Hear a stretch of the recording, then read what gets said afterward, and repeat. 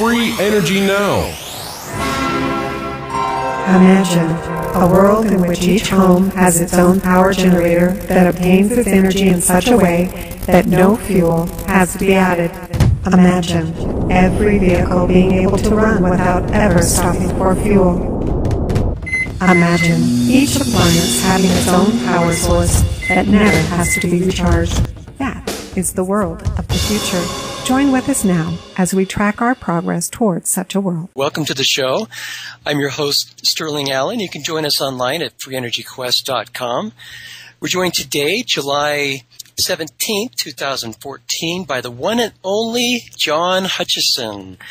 He's going to be talking to us about all kinds of things. He's really doesn't need introduction to just about any audience. He's very well known, especially in the alternative community, for his anti-gravity stuff, the Hutchison effect, his crystal batteries, and all kinds of amazing things he's come up with. And he's a hoot of a character, one of the most controversial figures and interesting figures out there. And we're privileged to have him on with us today. But first, before we get there, let's do our This Week in Free Energy recap, which actually includes 3 items about John, including an announcement of this interview. First of all, we mentioned that his Hutchison effect metals are on sale on eBay. Various of these strange effects that includes metal objects floating, shattering, warping, fusing with other objects, seem to have been at play on September 11th, 2011, the attack on the World Trade Center. We'll be getting into that later, hopefully. But it's interesting to look at those photos of the items he's selling, these things that have very unusual effects. I mean, a crescent wrench turned 180 degrees. Usually if you try and bend those, they'll snap. That's usually what happens with something like that. So, and then you see a piece of metal embedded in a piece of wood embedded in metal. That shouldn't happen. It should burn the metal or burn the wood before anything happens. But there it is, right, embedded inside of it, cut away so you can see it. So yeah, I believe he's the real deal. Of course, I'm an easy sell when it comes to outside the box stuff because I believe first, and then once someone proves himself to be a fraud, then we say otherwise. But I think John checks out. Another story we posted about John is his field stress detector, something he worked on quite some time ago and kind of dredged up some work that he did, and he posted some new videos. Reading between the lines, apparently he was involved with a guy who ended up taking a commercial and didn't remember John and his role and tried to sue him and all that kinds of crazy stuff. So a little politics involved in that, but there's a technology he was involved in that has gone commercial. It's involved in detecting earthquakes and also oil, and really an interesting type of technology. And it's very simple. It just uses a diode with, a little charge across it, and, it's about as simple as it gets. It's one of the things about exotic technologies. Oftentimes they are very simple. In other news, we finally got our story up about the landmark interview that we did with Randall Mills of Blacklight Power on this program a little more than a week ago. After 3 decades of gradual progress and breakthroughs, now Randall sees the ideal combination of components coming together to make rapid rollout of their water-to-energy technology via hydrino formation, converting light to electricity via photovoltaic panels in a near-term affordable proposition. So that one looks very exciting. And I bumped them into number 1 position in our top 5. Story we posted yesterday is a very significant one. Magnetic Energy Systems, a company out of Vancouver, has announced getting third-party validation of over unity in their magnetic effects. They've got both a torque converter and a generator technology that have very unusual properties, including not heating up while operating. So you could make this motor with a plastic case because it wouldn't melt. bringing down the cost, and also the tolerances between the rotor and stator can be as big as 1/8 of an inch. And so the report, they've actually gotten several reports. The first one is dated 2004, November, almost a decade ago. And I post a screenshot from the page of that showing up to 118% input versus output.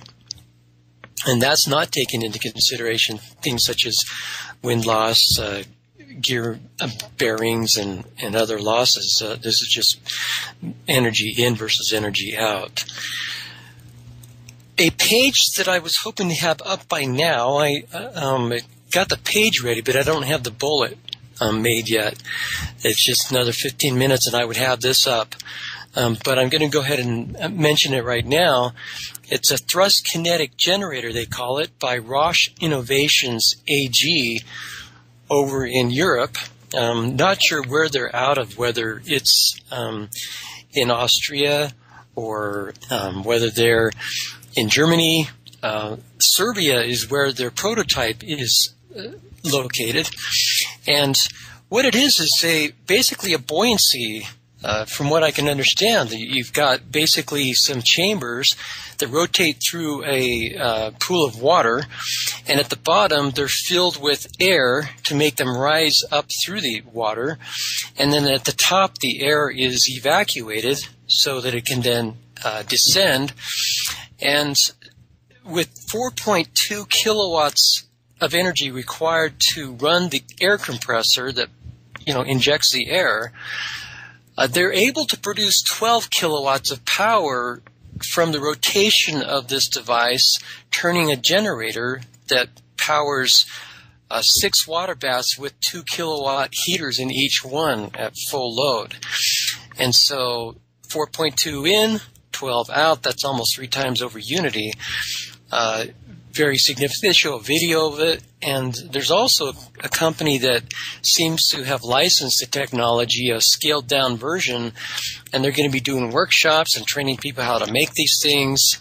Quite interesting. So definitely worth a look. And then a couple of things here. A Tesla course in Brasilia. Their goal is to demonstrate ideas of Nikola Tesla over a medium that permeates everything in the universe and enables energy transfer without losing distance.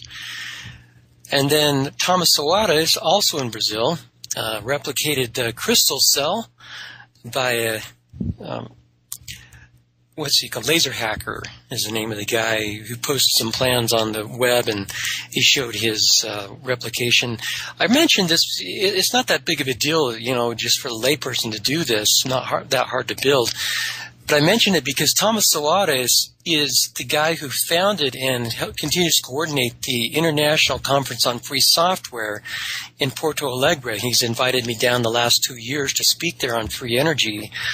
And it's quite significant that somebody of his stature is tinkering around with this stuff and having positive results.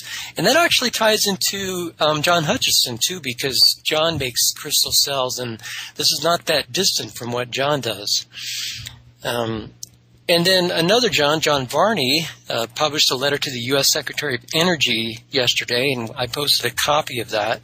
He promotes blacklight power, which is, I mentioned that earlier just now, and Lawrenceville plasma physics, and also comments on the E-Store ultracapacitor. And just a little mention that we do need help. Your donations are greatly appreciated. Now, back to the main subject of today. Our friend John Hutchison kind of got his start in the late 70s, experimenting on the work of Nikola Tesla, claims to have discovered many new phenomena, primarily manifested in metals. This grouped effect is called the Hutchison effect, where he saw things float, shatter, become warm, fuse, etc. And like I mentioned, also he posted a video just recently of a pile of rocks in a container powering some LED lights. And no, he was powering a motor. So, John, we are very delighted to have you on the show. Welcome. Why, thank you. Real pleasure being on your show today. Awesome. Yeah, Have we ever you met are. in person? We haven't, not in person. Oh. We, of course, know of each other, but we've never had the privilege of shaking each other's hands and all that kind of stuff. But I followed your work very closely, as you can imagine, and what you've done over the years. And especially today, I was hoping to get into some of your recent work in the last 4 or 5 years. You've gotten into things like radiation mitigation from Fukushima on the west coast of the United States, as well as the mitigation of some of the Corexit pollution in the ocean after the Gulf oil spill that took place down there, the Horizon. You're very, very much solution-oriented and serving very selflessly. I take my hat off to all the stuff that you're doing. Yeah, it's kind of busy doing that stuff, for sure. Yeah, you and Nancy Lazarian, you tied the knot, what, about 5-6 years ago? Yeah, about 2009, actually. Uh-huh. And then we went down to the Gulf of Mexico late 2010. You were using frequencies in the trailer, basically, and focusing those out and seeing mitigation of the water, the oil on the water.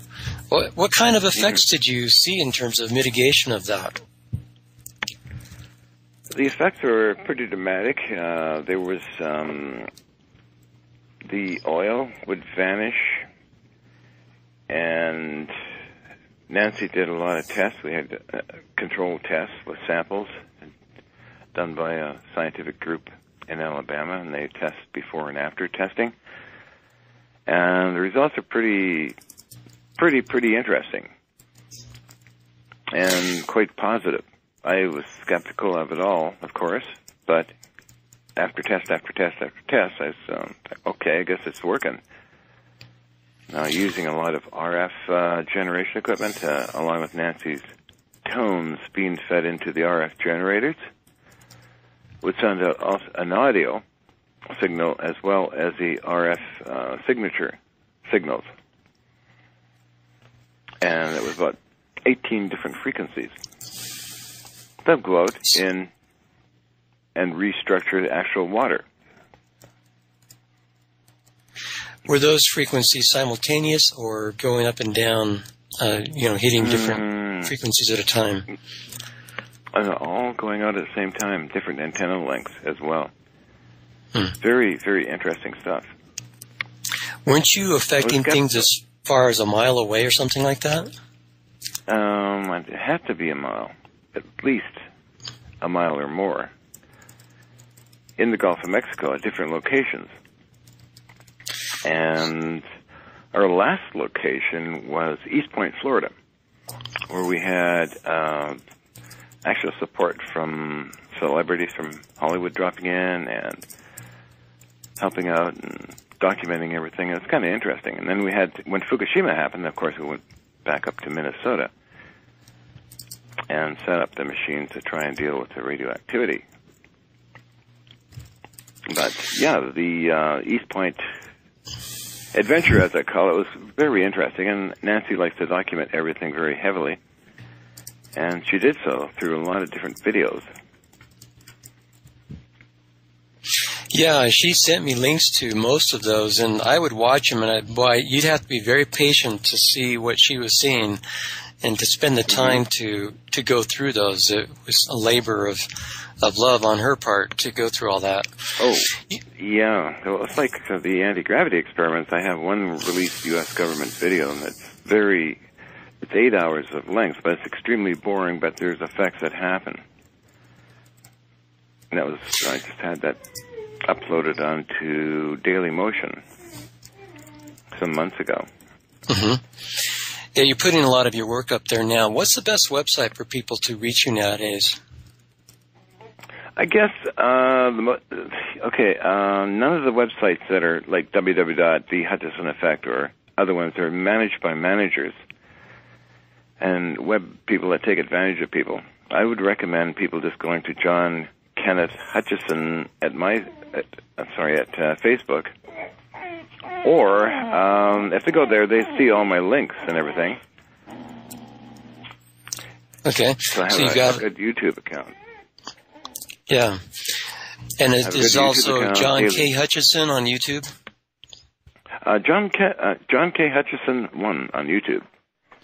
Okay. And I upload a lot of videos, as well as I use my name on almost everything. Before we get too much further, I want to get to something that really is a prime interest to me personally, and I think to our audience. And I don't want to put you in an uncomfortable spot, because I understand that you enjoy life and you don't want to put your neck in the noose, so to speak. And so what I would like to do is just kind of do a little spiel about from my understanding about September 11th, what happened then, and then maybe let you comment on what I said. But I'd like to just air, from what I understand, on September 11th, there were some very unusual effects that we do not hear about hardly ever, except from people like Judy Wood, who wrote an interesting book about where did the towers go, showing how those towers turned to dust. They didn't just collapse and end up on the ground. And they fell at free fall speed, which is impossible unless you get rid of the stuff, whatever's underneath it. You're not going to have free fall speed drop.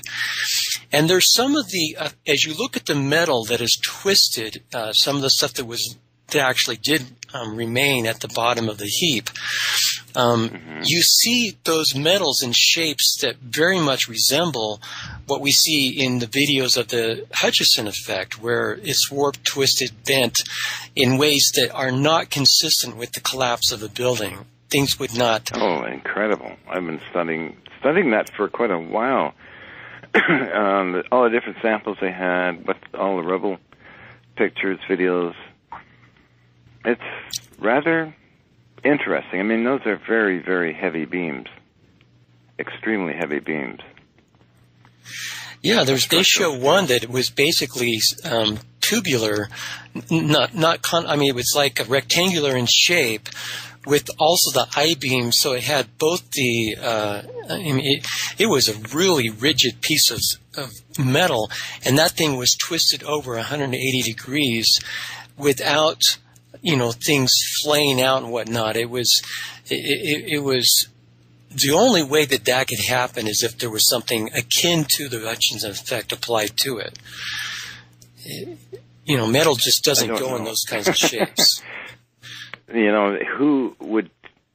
First, I got to look at who would orchestrate such a tragic thing, and how was it done.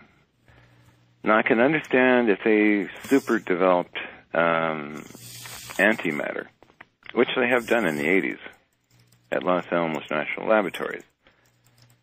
And all you would need is a very tiny piece of equipment to do something like that.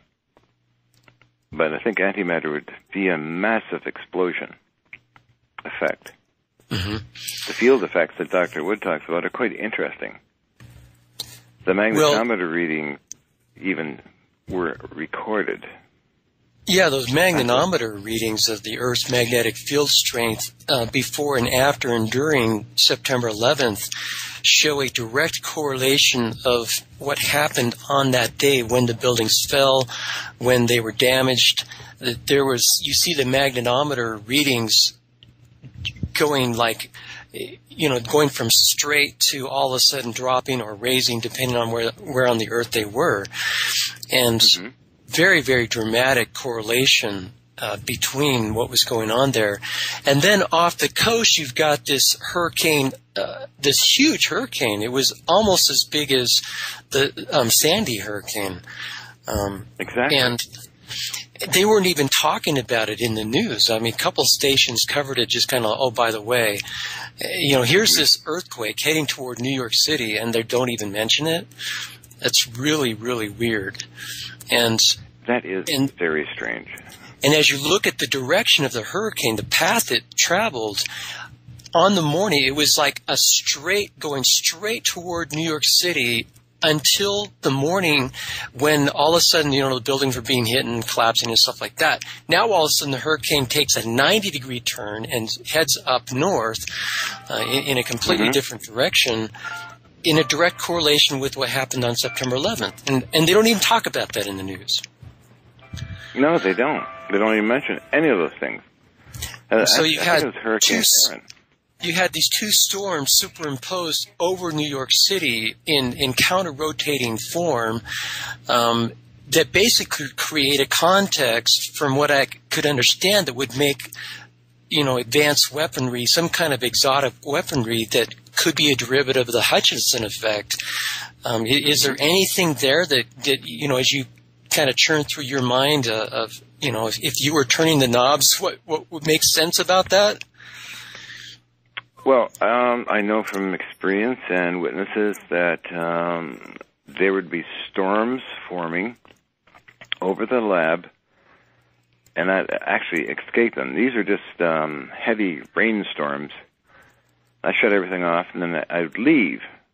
The other thing that was a major event happened in 2007, which involved the mayor of New Westminster, British Columbia, Canada, the fire marshal, as well as Steven Seagal, the actor fellow, and others, Ken Shoulders, when an event happened, which I was doing, affected the entire city. Okay, let's get back to that when we come back from this break.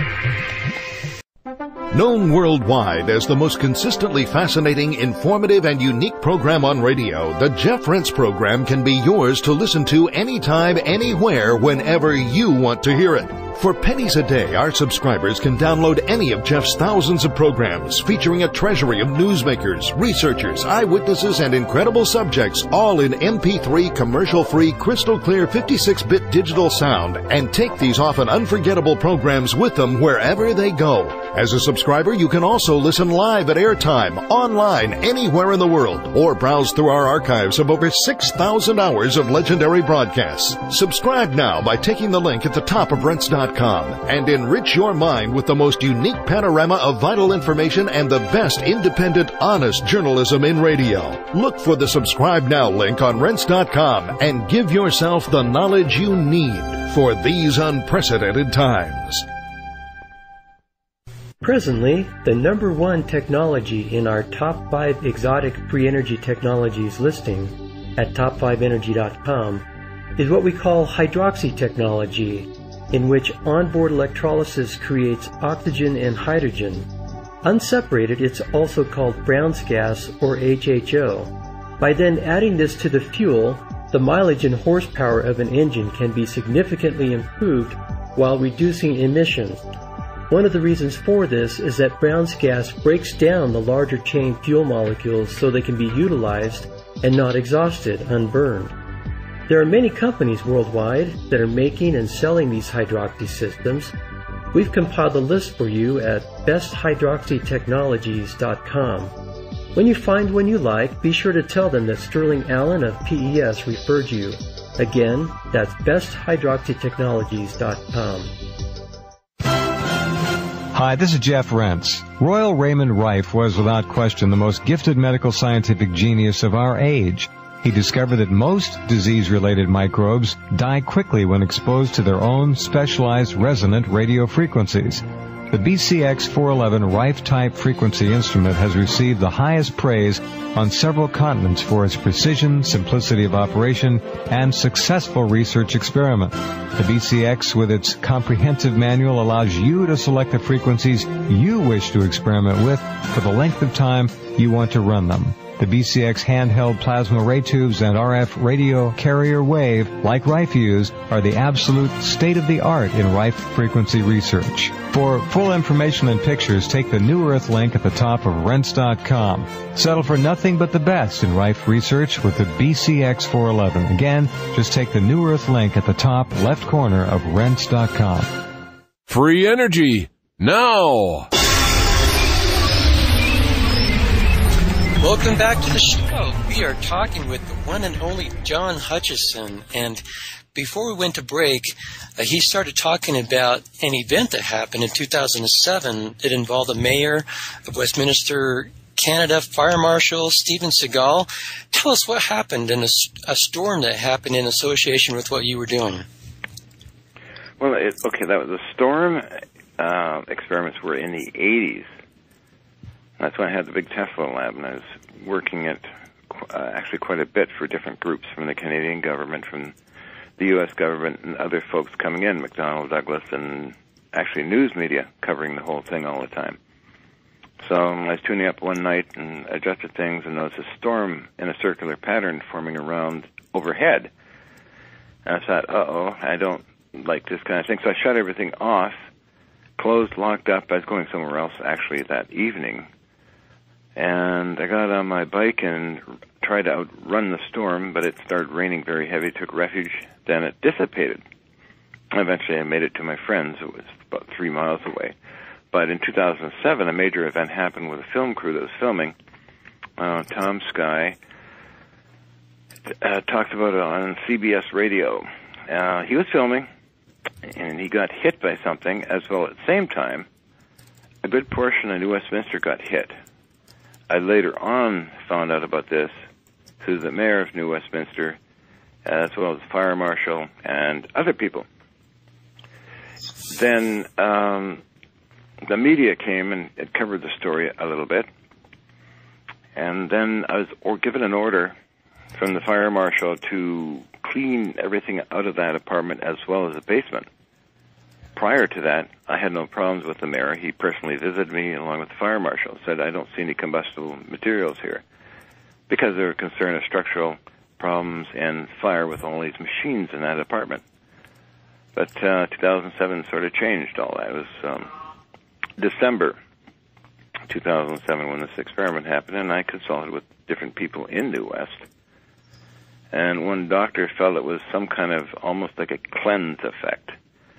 The film person had to go into the hospital and found his electrolytes were out of balance. And I talked with Steven Seagal about this and Ken Cholers, who are good friends, and they both know each other as well as myself. And they were talking about possibly that it could have been exotic vacuum objects that escaped in that experiment. But nobody was harmed, really. This seemed to upset a lot of people.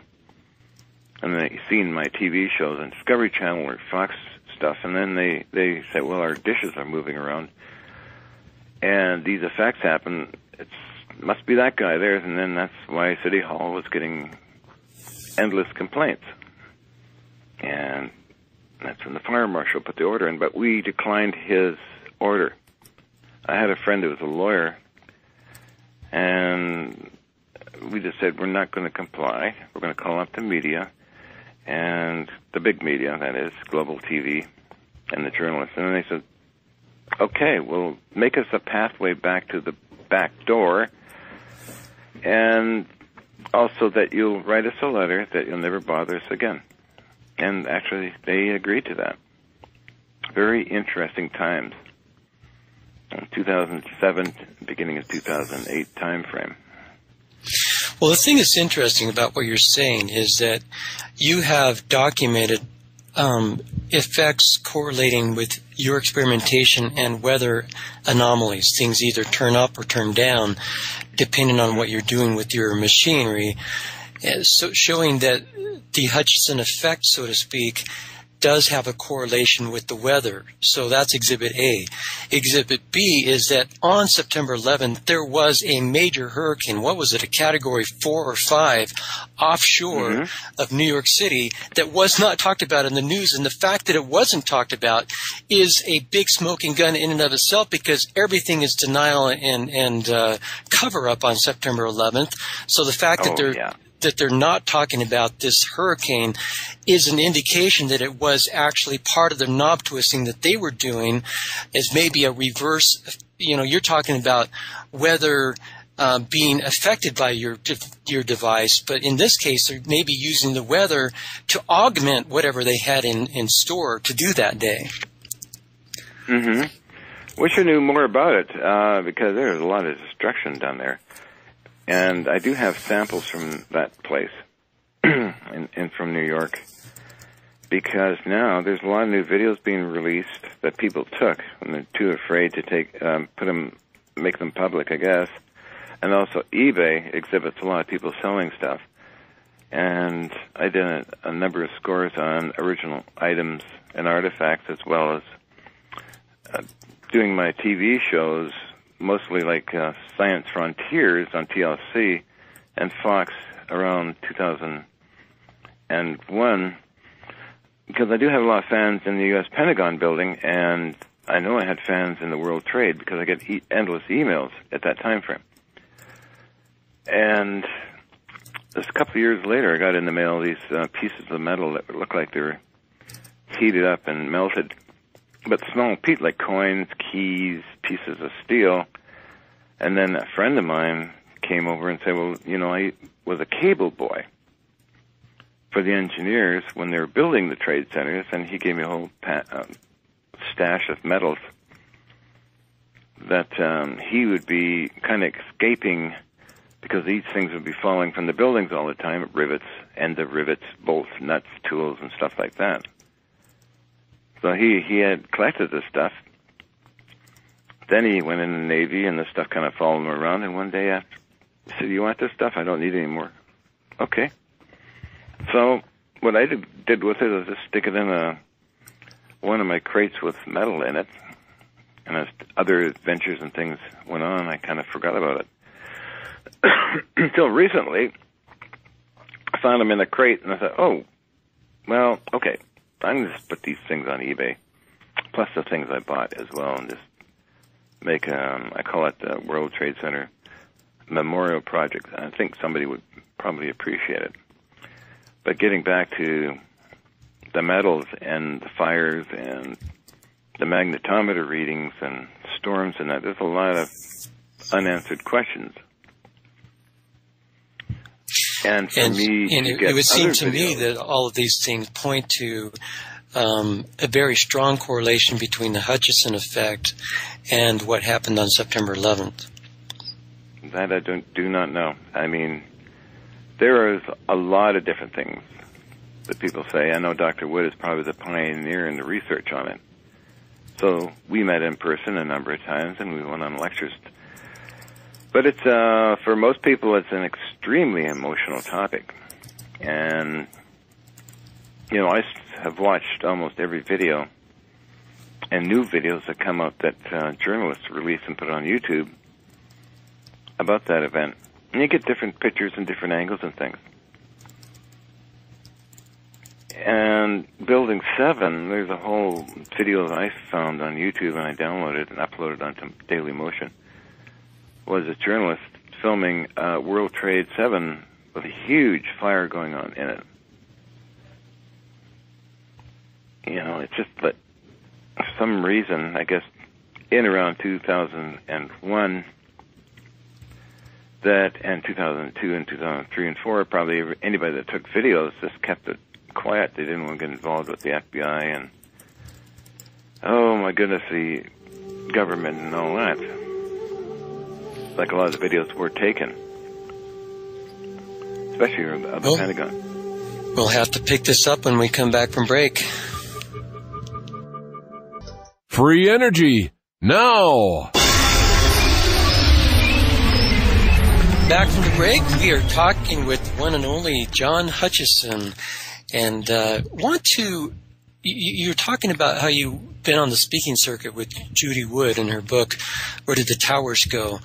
Probably the most convincing piece of evidence that she shows is a photograph of an ambulance on the ground in front of, I can't remember if it was building 1 or 2, that's basically untouched. The door's open, it's sitting on the sidewalk, and this 110-story building has just collapsed. And there it is, and the rubble around it it's taller than the rubble around it. That building was turned to dust. It didn't collapse. It didn't come down into a pile. It went up in dust.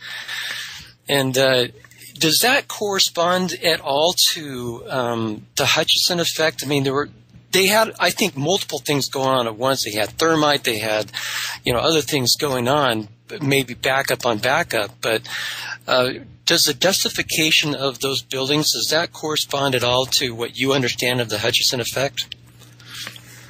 Well, we had metals that would in part would turn to dust or smoke. And I don't have them here, but George Hathaway has them. And a long time ago, I'd mentioned to George what happened to these samples, and he had explained it in his videos that he had made for clients. His main client is Prince Hans Adam Liechtenstein. But the video got out, and I have the video. And other times, metal pieces would just fall apart. Just simply fall apart. Now, I know that the smoke was airborne, or the dust, metal dust was airborne on a few of these samples. In relation to the World Trade buildings, you've seen the videos. You can see the big, heavy columns kind of just fall down and turn into nothing, which is intriguing. Other people say, well, this happens, with the lighting and all this kind of thing, and there's a lot of arguments going on about it. But, the results on this is so tightly wrapped up, and to find information so tightly bound up until just in the last couple of years, and people have been releasing onto eBay items. But really, anything doing with the steel or actual artifacts from the destruction area, nothing really showed up except what I acquired some years ago, small pieces. But that kind of surprises me. You think there'd be all kinds of stuff for sale. And looking into it, sorry, go ahead. Yeah, I was just going to comment on what you said about the Hutchison effect. As you showed, I remember in a video on YouTube, as this piece of metal is turning and warping under your effect, it is giving off like a smoke or a dust that comes off of it. It's not correct, just, yeah, and it didn't look like smoke as in burning. It looked like something else. That's correct, yes. There's a few videos that I took when I was giving a demonstrations for film crews that I thought, well, that I always had a camera going. I had it bolted to the door where the test area is, so that I turned that on and had a monitor as well, because I couldn't see what was going on in the back there, and I said, well, might as well videotape it. So the film crews would come and film the effects and that kind of thing, and then I wound up with the cassettes, and I still have them. I got to upload more of those things onto YouTube, I guess. But yeah, there was some weird stuff. I know that Dr. Wood saw some of my videos and pointed out some very interesting effects that seemed to correlate with the Twin Towers.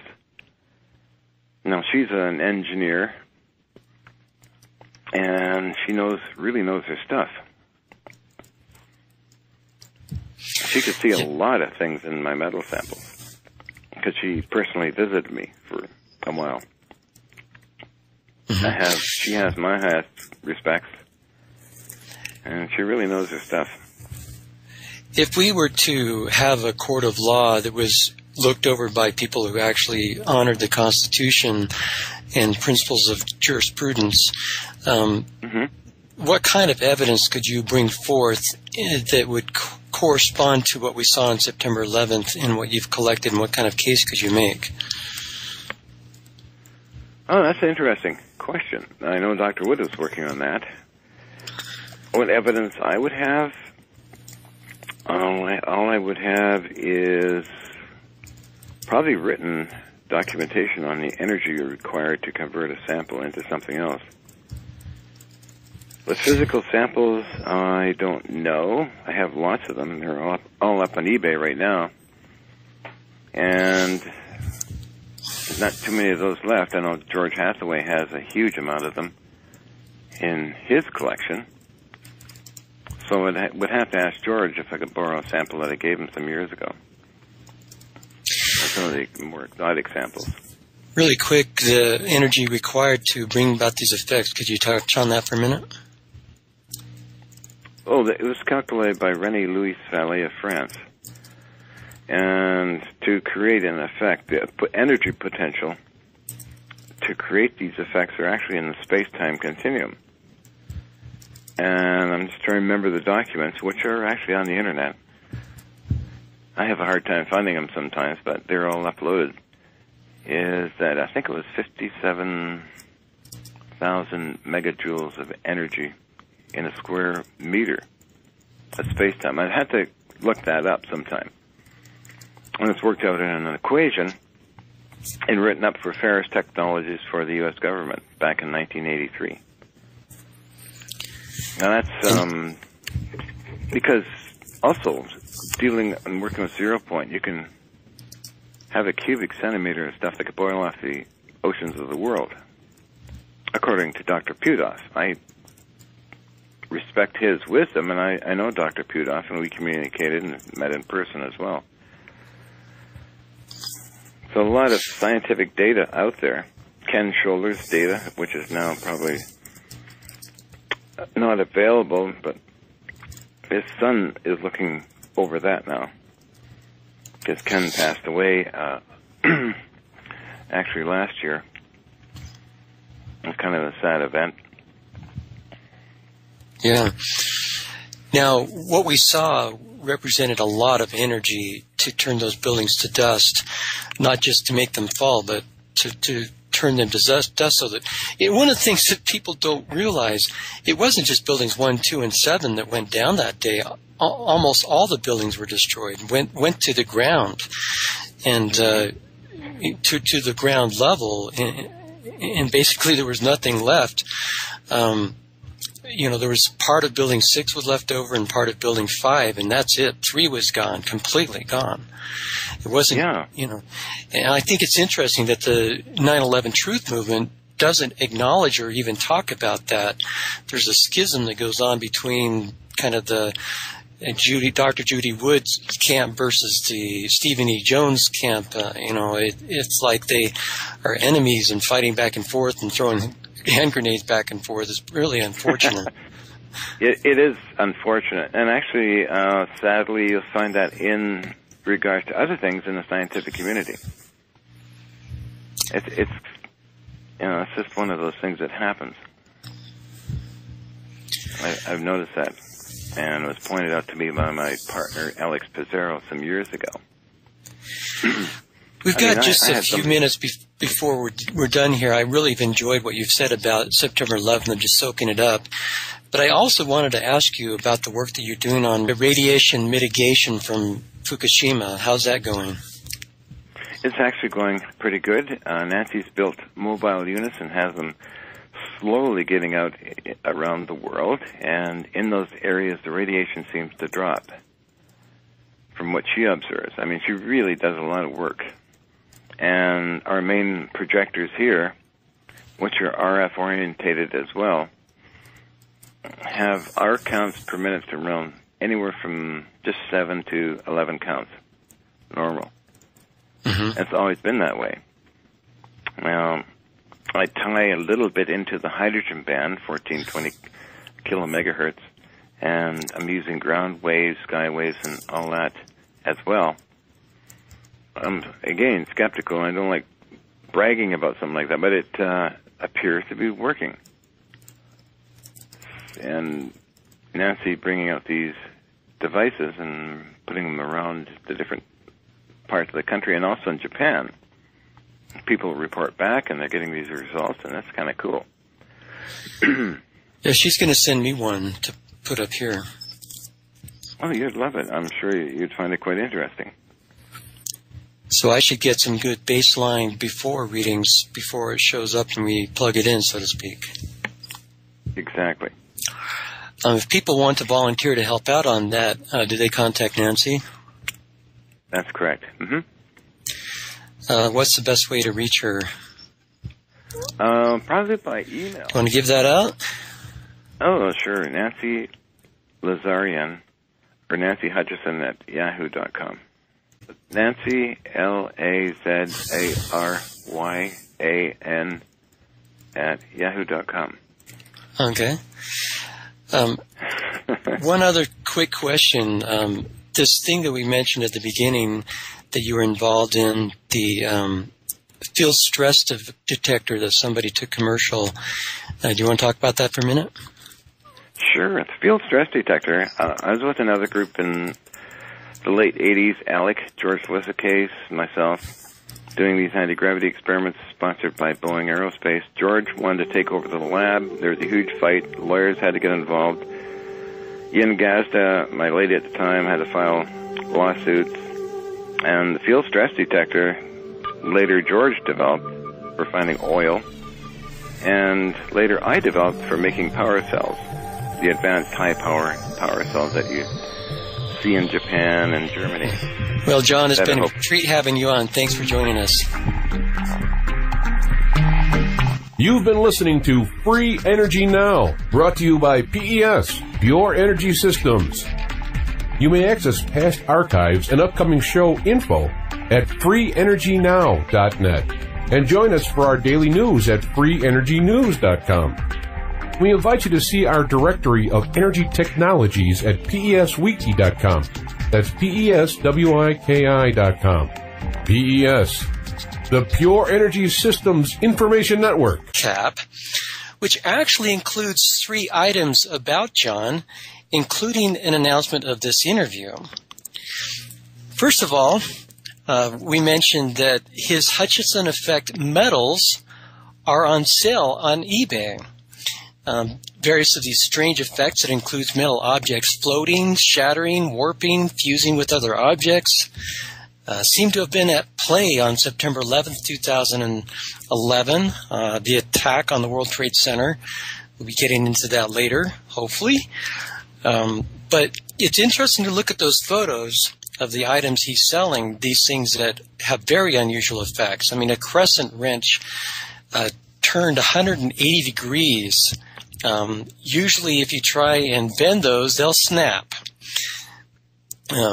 That's usually what happens with something like that. So, and then you see a piece of metal embedded in a piece of wood embedded in metal. That shouldn't happen. It should burn the metal or burn the wood before anything happens. But there it is, right, embedded inside of it, cut away so you can see it. So yeah, I believe he's the real deal. Of course, I'm an easy sell when it comes to outside the box stuff because I believe first, and then once someone proves himself to be a fraud, then we say otherwise. But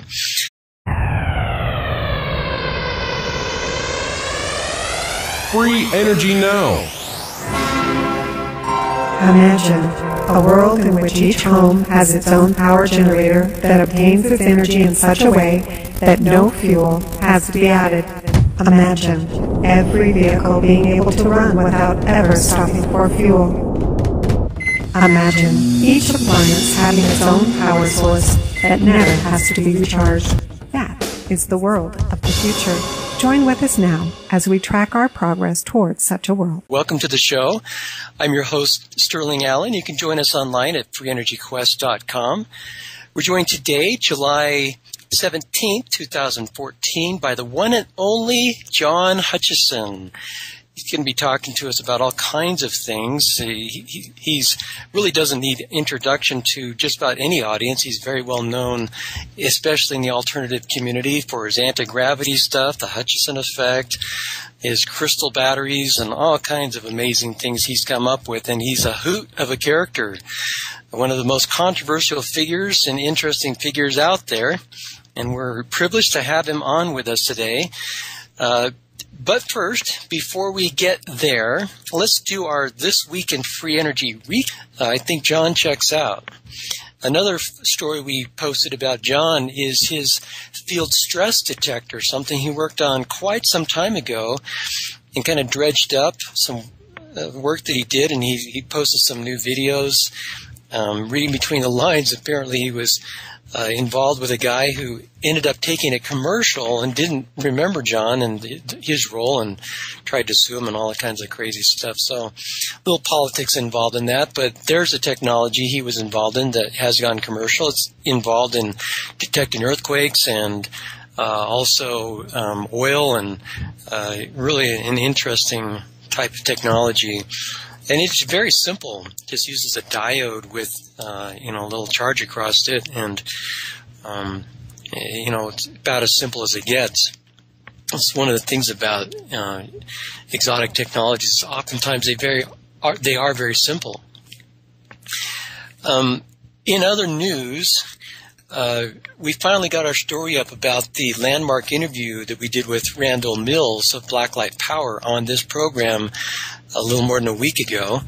After 3 decades of gradual progress and breakthroughs, now Randall sees the ideal combination of components coming together to make rapid rollout of their water-to-energy technology via hydrinoformation, converting light to electricity via photovoltaic panels in a near-term affordable proposition.